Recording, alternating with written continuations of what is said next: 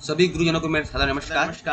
साथियों, आज की वीडियो में हम बात करने जा रहे हैं पढ़ाई तुहर द्वार 2.0 के अंतर्गत जो विद्यालय स्तर पर विभिन्न प्रकार की गतिविधियां जैसे पठन, हस्त पुस्तिका, विज्ञान के प्रयोग, गणित और प्रोजेक्ट से संबंधित गतिविधियां विद्यालय स्तर पर करवाई जानी है। तो उससे संबंधित जो गतिविधियां हैं उसको हम किस प्रकार से सीजी स्कूल पोर्टल में उसको अपलोड कर सकते हैं, उससे संबंधित गतिविधियों को अपलोड कर सकते हैं। साथ ही उससे संबंधित जो प्रतियोगिताएं हैं उसके लिए हम निर्णायक मंडल का गठन किस प्रकार से कर सकते हैं। साथ ही चयनित विद्यार्थियों के नाम को हम किस प्रकार से वहां पर दिखा सकते हैं और हस्तलिखित पुस्तिका को हम किस प्रकार से अपलोड कर सकते हैं, इसके बारे में चलिए आज के वीडियो में बताने जा रहे हैं। तो वीडियो को बिना स्किप किए अंत तक जरूर देखिए। साथियों, इसके लिए सबसे पहले हमको सीजी स्कूल पोर्टल में लॉगिन कर लेनी है अपने आईडी और पासवर्ड से। जैसे ही हम अपने लॉगिन आईडी और पासवर्ड से लॉगिन कर लेते हैं तो हमारे सामने हमारा शिक्षक डैशबोर्ड ओपन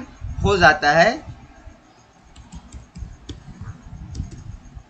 इस तरह से हमको लॉगिन कर लेनी है। लॉगिन करने के बाद हमारे सामने हमारा शिक्षक डैशबोर्ड ओपन हो जाता है। इस तरह से यहाँ से हमको अपना पसंद चयन कर लेनी है। पसंद चयन करने के बाद हमारे सामने एक नया पेज ओपन हो जाता है इस तरह से। तो उसके बाद आपको ये 3 लाइन पे क्लिक कर लेनी है। यह हमारा मेनू है। जैसे ही इसके ऊपर हम क्लिक करते हैं तो हमारे सामने इस तरह से स्क्रीन दिखाई पड़ जाती है। यहाँ पे हमको सेकंड टैब शिक्षक के कार्य पे चले जाना है। जैसे ही हम शिक्षक के कार्य पे चले जाते हैं तो हमारे सामने देखिए तीसरे नंबर पे दिया गया है स्कूल की गतिविधियों की एंट्री करें। न्यू करके यहाँ पे आपको ये टैब दिया गया है तो इसको आपको क्लिक कर देनी है। जैसे ही इसे क्लिक करते हैं तो हमारे सामने एक नई स्क्रीन आ जाती है। इस तरह से यहाँ पे आपका स्कूल का नाम और यूडाइस कोड लिखा हुआ आपको मिलेगा। तो यहाँ पर देखिए आपको 4 टैब दिए गए, गतिविधियां, निर्णायक मंडल में शामिल सदस्य, चयनित विद्यार्थियों के नाम और हस्त पुस्तिका। तो सबसे पहले आपको इस तरह से गतिविधियां पे क्लिक करनी है। जैसे ही आप गतिविधियां पे क्लिक करेंगे तो यहाँ पे आपको इस तरह से कुछ प्रश्न आपको दिखाई पड़ेंगे। इसके जवाब केवल आपको हाँ या नहीं में देनी है। जैसे कि यहाँ पर दिया गया है कि स्कूल खुलने एवं पढ़ाई तुहर द्वार 2.0 के क्रियान्वयन हेतु शाला प्रबंधन समिति की बैठक का आयोजन एवं तय एजेंडाओं पर कार्यवाहियां। यदि आपके विद्यालय में इस तरह से शाला प्रबंधन समिति की बैठक और कार्यवाही की गई है तो आपको हाँ पे क्लिक करनी है, नहीं तो आपको नहीं पे क्लिक कर देनी है। समिति की बैठक का आयोजन और कार्यवाही हो रही तो आपको हाँ पे क्लिक कर देनी है, नहीं तो आपको नहीं पे क्लिक करनी है। फिर सेकंड प्रश्न दिया गया है कि क्या बच्चों के पढ़ने के लिए प्रतिदिन गतिविधियां आयोजित की जा रही तो आपको हाँ पे क्लिक करना है, नहीं तो आपको नहीं पे क्लिक कर देनी है इस तरह से। उसके बाद क्या वस्तुओं द्वारा हस्त पुस्तिका तैयार की जा रही है, यदि करवाई जा रही है विद्यालय स्तर पे तो आपको हाँ पे क्लिक करना है, नहीं तो आपको नहीं पे क्लिक कर देनी है। क्या विद्यार्थी विज्ञान के प्रयोग कर रहे हैं, इस तरह से आपको देख लेनी है, हाँ या नहीं पे क्लिक करनी है। क्या गणित की समझ विकसित करने आप विभिन्न गतिविधियों का आयोजन कर रहे हैं तो आपको बतानी है हाँ या नहीं में उसका जवाब। और क्या आपने विद्यार्थियों को छोटे छोटे प्रोजेक्ट दिए हैं तो इसको भी आपको हाँ या नहीं में इसका जवाब आपको बतानी है। इस तरह से क्लिक करने के बाद फिर आपको ये सबमिट बटन पे क्लिक कर देनी है। जैसे ही आप सबमिट बटन पे क्लिक करते हैं तो आपके सामने एक पॉपअप मैसेज आता है कि सफलतापूर्वक एंट्री किया गया। फिर आपको इस तरह से ओके पे क्लिक कर देनी है। जैसे ही ओके पे क्लिक करेंगे तो फिर आपसे जैसे ही आप उसके ऊपर क्लिक करते हैं तो आपको इस तरह से भरा भरा आपको यह दिखाई पड़ जाता है।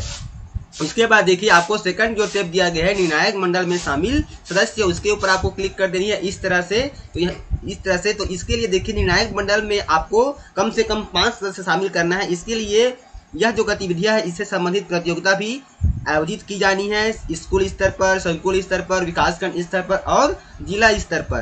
तो संकुल स्तर पर निर्णायक मंडल द्वारा विद्यार्थियों का चयन किया जाएगा सभी गतिविधियों पर। उसके बाद वह जो विद्यार्थी है वह संकुल पे जाएंगे। तो संकुल स्तर पर इसके लिए संकुल स्तर पर कार्यक्रम के क्रियान्वयन के लिए 2500 रुपये, राज्य कार्यालय से संकुल स्तर के लिए 2500 रुपये, विकासखंड स्तर के लिए 10,000 रुपये और जिला स्तर के लिए 20,000 रुपये की राशि जारी की गई है। इस राशि का उपयोग बच्चों के टीएडीए एवं पुरस्कार वितरण के लिए किया जाना है। तो इस तरह से यह जो कार्यक्रम है इस विद्यालय से लेकर जिला स्तर पर की जानी है। तो विद्यालय स्तर पर भी इसके लिए निर्णायक मंडल का गठन किया जाना है। तो निर्णायक मंडल में जैसे ही आप क्लिक करेंगे तो इस तरह से इसकी आती है कि शाला स्तर पर विभिन्न गतिविधियों पर निर्णय लेने हेतु निर्णायक मंडल में शामिल सदस्य। तो यहाँ पे आपको देखिए 1 नंबर दिखाई पड़ रहा है। तो आपको कम से कम 5 सदस्य बनाने हैं।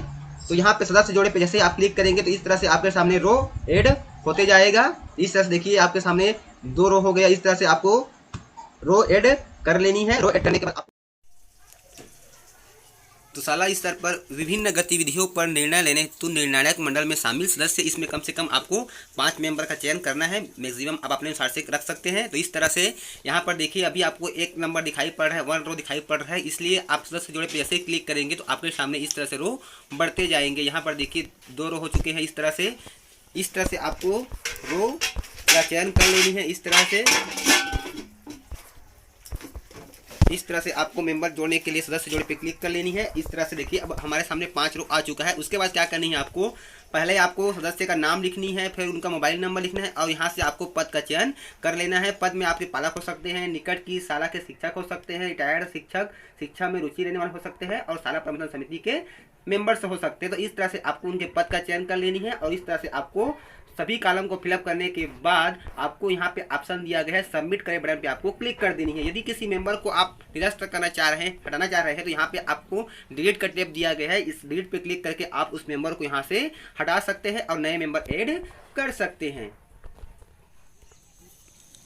तो इस तरह से सदस्यों के नाम, मोबाइल नंबर और उनका पद का चयन करने के बाद आपको सबमिट बटन पे क्लिक कर देना है। यदि और मेंबर ऐड करना चाह रहे हैं तो आपको इस सदस्य जोड़े बटन पे क्लिक करके और मेंबर आप ऐड कर सकते हैं। किसी सदस्य को आप हटाना चाहते हैं तो यहाँ पे डिलीट का ऑप्शन दिया गया है, इसको क्लिक करके आप रिमूव कर सकते हैं। तो जैसे ही आप सबमिट बटन पे क्लिक करते हैं तो आपके सामने एक पॉपअप मैसेज आता है कि सफलतापूर्वक एंट्री किया गया। फिर आपको इस तरह से जैसे ही हम चयनित विद्यार्थियों के नाम पे क्लिक करते हैं तो हमारे सामने से इस तरह से स्क्रीन आ जाती है जिसमें लिखा होता है विभिन्न गतिविधियों में शाला स्तर पर चयनित विद्यार्थियों के नाम। यहाँ पे आपको गतिविधियों के नाम दिया गया है। तो देखिए जिस गतिविधि में जिस क्लास का बच्चा का चयन किया गया है आपको उसका क्लास चयन कर लेना है, सेक्शन चयन कर लेना है और विद्यार्थी का चयन कर लेना है। मान लीजिए कि पठन गतिविधि में क्लास 3 के बच्चे का चयन किया गया तो यहाँ से हम कक्षा 3 चयन कर लेते हैं। उसके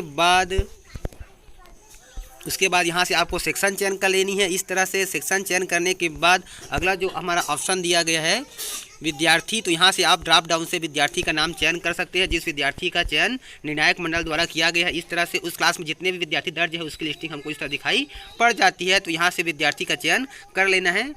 इस तरह से उसी प्रकार से हस्त पुस्तिका लीडर में जिस कक्षा के विद्यार्थी का चयन किया गया है यहाँ से आपको ड्रॉप डाउन से क्लास चयन कर लेनी है। क्लास चयन करने के बाद यहाँ से सेक्शन चयन कर लेना है और यहाँ से विद्यार्थी का चयन करने से आपको विद्यार्थी का नाम चयन कर लेना है। उसी प्रकार से विज्ञान प्रयोग के लिए भी, गणित प्रयोग के लिए भी और प्रोजेक्ट लीडर के लिए भी आपको क्लास चयन कर लेनी है, सेक्शन चयन कर लेनी है और विद्यार्थी का चयन करने से आपको विद्यार्थी का नाम चयन कर लेना है। जो हमारे जो चयन मंडल के समिति के सदस्य हैं, मेंबर्स हैं, उसके द्वारा जो विद्यार्थी का चयन किया गया है हमको उन्हीं विद्यार्थी का नाम यहाँ पे चयन कर लेनी है। उसके बाद फिर हमको सबमिट बटन पे क्लिक कर देनी है। जैसे ही हम सबमिट बटन पे क्लिक करेंगे तो सफलतापूर्वक ये सुरक्षित हो जाएगा, जो डाटा है सुरक्षित हो जाएगा और सीधा राज्य कार्यालय चला जाएगा। उसके बाद अगला टैब दिया गया हस्त पुस्तिका। जैसे ही आप हस्त पुस्तिका पे क्लिक करते हैं तो इस तरह से स्क्रीन आ जाती है। यहाँ पर लिखा हुआ है हस्तलिखित पुस्तिका की कवर पेज और हस्तलिखित पुस्तिका की स्कैन प्रति।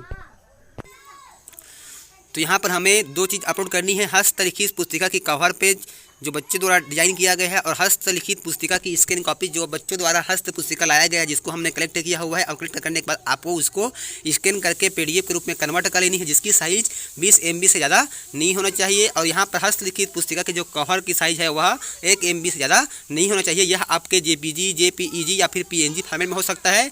और हस्तलिखित पुस्तिका की जो स्कैन कॉपी है वह हमारा केवल PDF में ही होना चाहिए। जैसे ही आप फाइल पर क्लिक करेंगे तो आपके सामने फाइल फोल्डर ओपन हो जाता है इस तरह से, और जहाँ पर आपने उसको रखा हुआ है वहाँ से उसको आपको अपलोड कर लेनी है चूज करके इस तरह से।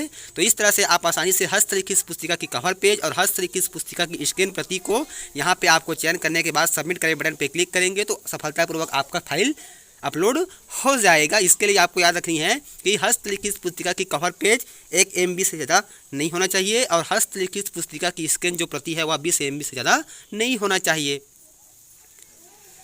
तो इस तरह से आप आसानी से गतिविधियों की एंट्री, निर्णायक मंडल में शामिल मेंबर्स और चयनित विद्यार्थियों के नाम और हस्त पुस्तिका को आसानी से अपलोड कर सकते हैं। तो साथियों इस तरह से आप आसानी से विद्यालय की गतिविधियों की एंट्री कर पाएंगे। तो आज का जो वीडियो आपको कैसा लगा हमें कमेंट्स कर जरूर बताएं। वीडियो अच्छा लगा हो तो जरूर शेयर कीजिए। तो फिर मिलते हैं साथियों एक नई जानकारी, एक नए वीडियो के साथ। तब तक के साथियों जय जोहार, जय छत्तीसगढ़, जय हिंद।